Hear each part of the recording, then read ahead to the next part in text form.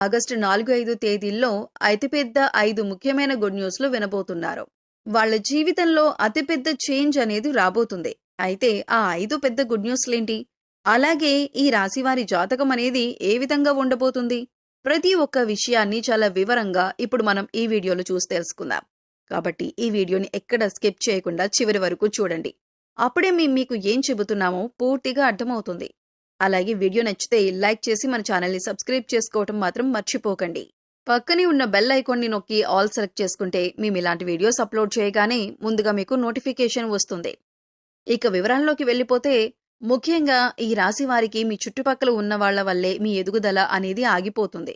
వీళ్ల వల్లే మీరు చేయాలి అనుకున్న పనులు సమయానికి పూర్తి చేయలేకపోతారు. ఎందుకంటే మీరు మా వాళ్ళు నా వాళ్ళు అనుకునే వాళ్లే మీకు ఎక్కువగా హాని అనేది కలిగిస్తూ ఉంటారు.